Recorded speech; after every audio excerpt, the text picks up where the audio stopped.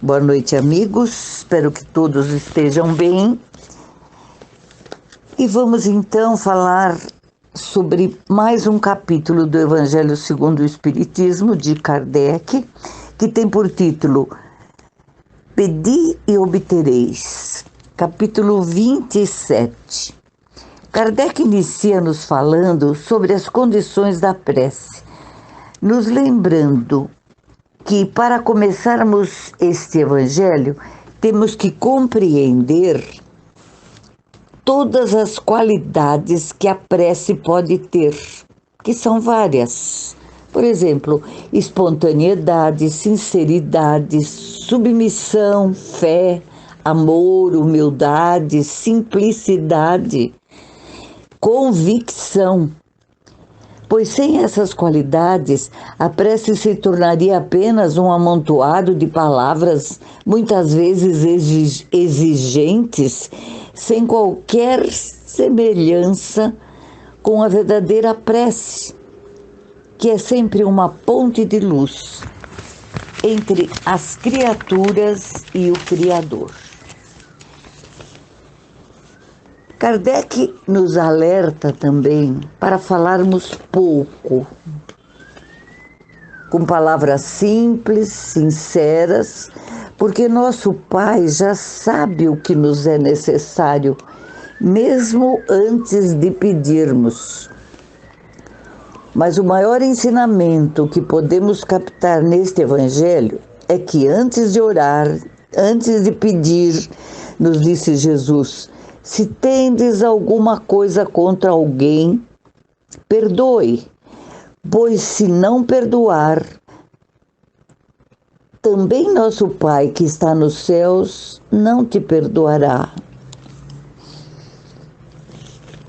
E ainda mais, quando orardes, não vos coloqueis em evidência, mas orai em secreto, sozinhos, quietinhos, com poucas palavras, porque não seria por muitas e belas palavras que sereis atendidos, mas pela sinceridade nelas. Continuando, Kardec nos fala da eficácia da prece. Então, amigos, reunindo os ensinamentos de alguns irmãos espirituais, nós vamos falar sobre este item.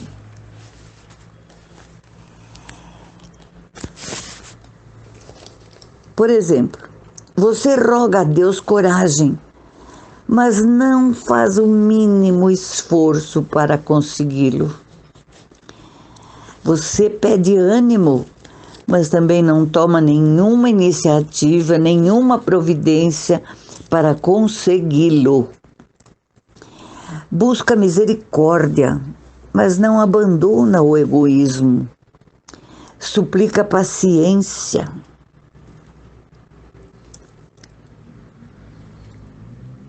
Mas dizem nossos amigos espirituais, você não controla a sua língua.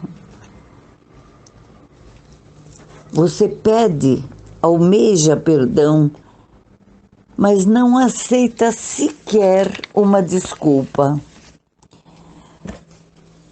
Quando oramos e pedimos alguma ajuda, significa que pelo menos alguma coisa eu tenho que fazer a minha parte. Deus socorre com a água, mas cabe a você bebê-la. Em suas preces, você rende graças a Deus por não ser daqueles irmãos que ainda se entregam aos enganos, aos erros, os quais você considera os mais graves.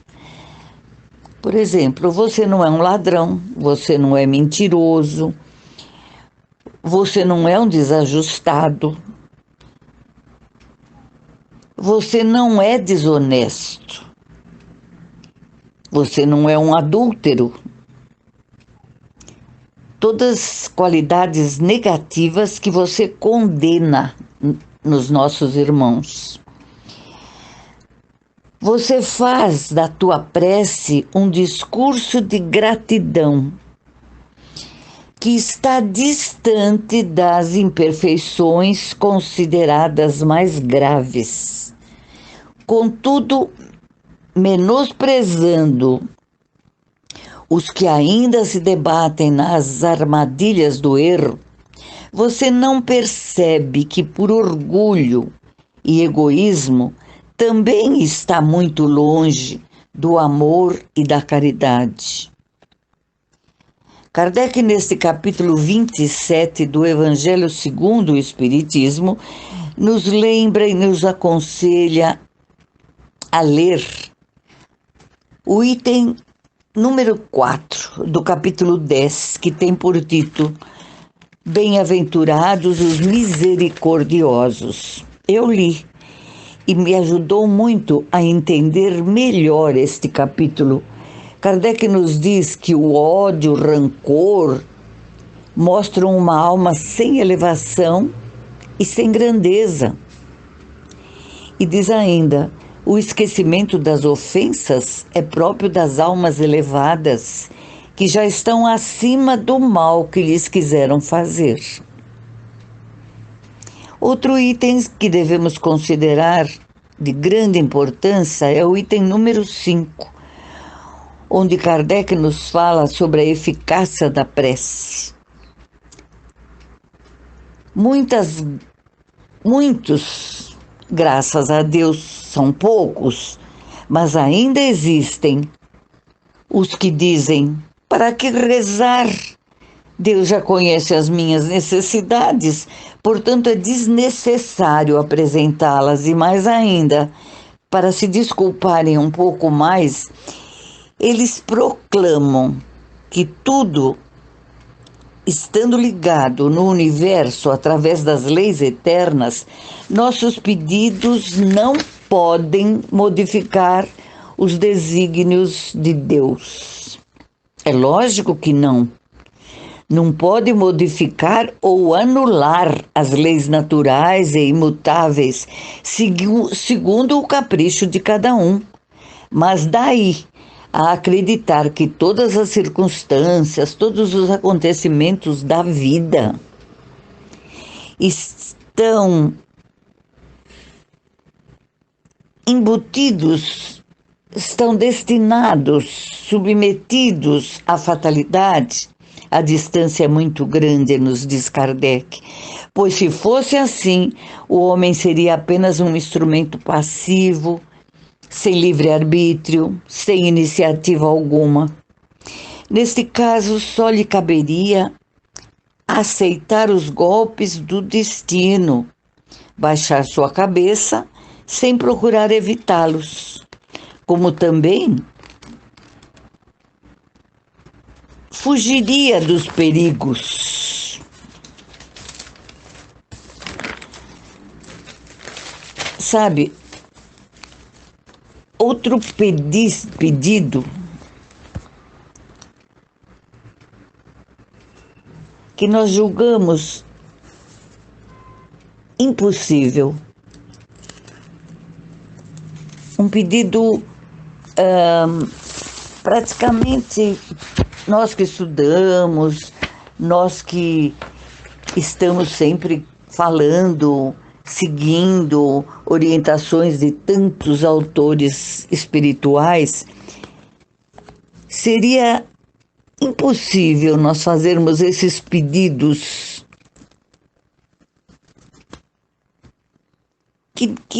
que são difíceis, são impossíveis dentro de uma prece. Por exemplo, eu vou pedir para a morte. Deus nos responde com ajuda providencial, ainda que contrariando os pedidos de quem pede, nos dizem os amigos espirituais, mas é certo que a resposta do alto virá sempre de acordo com a sua necessidade e com o seu merecimento. Nós pedimos até coisas inconvenientes. Por exemplo, eu peço conforto, mas eu não trabalho. Eu peço sucesso, mas eu vivo de trapaças. Veja que contrassenso.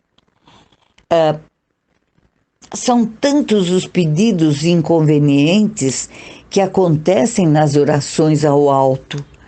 Mas a prece é uma comunicação elevada, onde só caberá nela os pedidos que se referem ao bem. Sabem, amigos, não basta pedir, é preciso pedir com bom senso.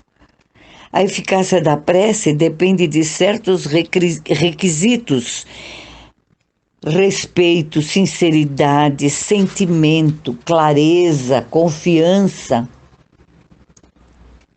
recolhimento, humildade principalmente. Essas qualidades da prece dão força ao pensamento que se dirige ao alto, agindo como um poderoso transmissor. Deus recebe a mensagem, mas a garantia da transmissão depende de você.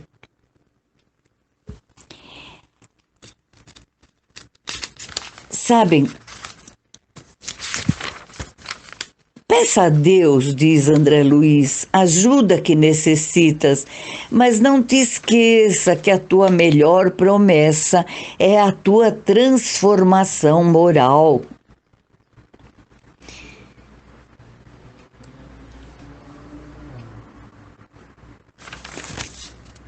A providência divina não age como uma casa bancária que exige garantia antes do atendimento. Não.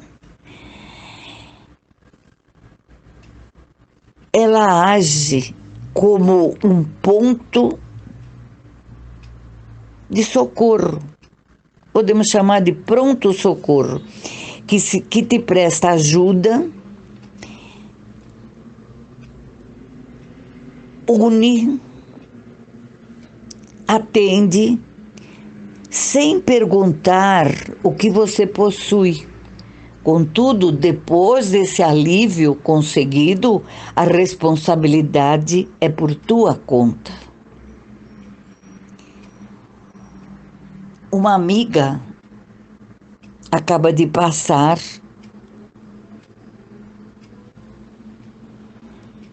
para mim, através de Chico Xavier. Eu senti necessidade de passar isso para todos vocês.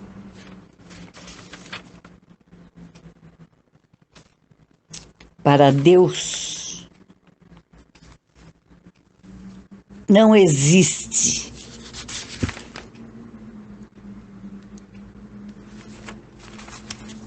impossibilidades. Nunca. Ele nos atende nos pedidos mais difíceis.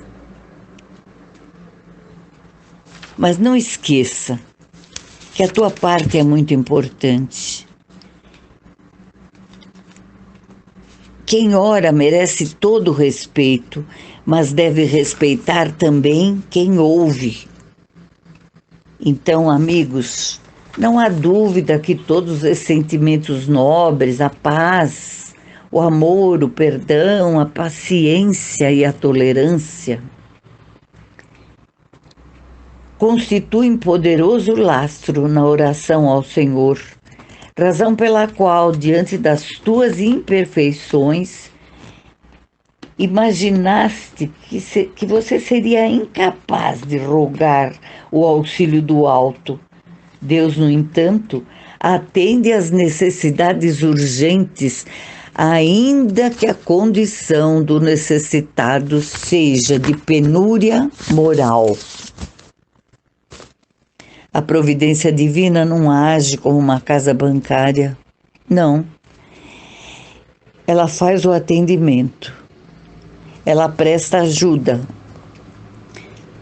sem perguntar o que possuis. Depois do alívio, porém, a responsabilidade de viver é por tua conta.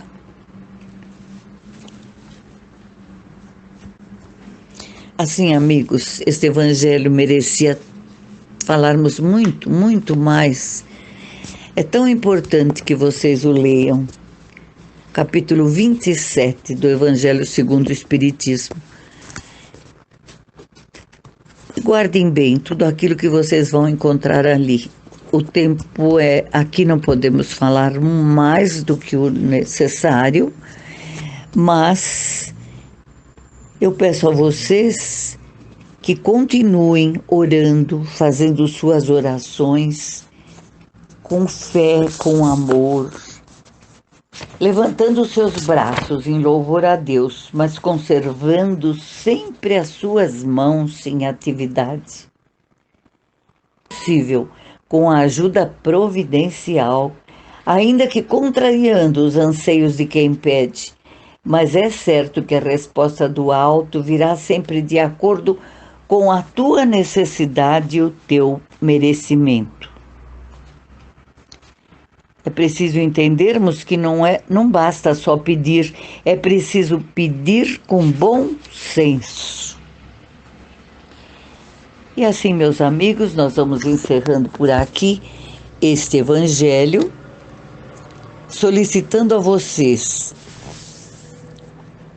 que façam sempre suas preces, que os pensamentos que você dirige ao alto, que são poderosos transmissores, são recebidos pelo alto, mas faça sempre esses pedidos com bom senso, com bom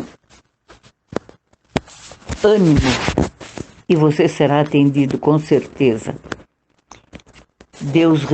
Você pede o que quer, mas Deus responde com o que precisa. Então, meus amigos, fiquem em paz e que Jesus nos abençoe. Até o próximo Evangelho, se assim me for permitido. Boa noite.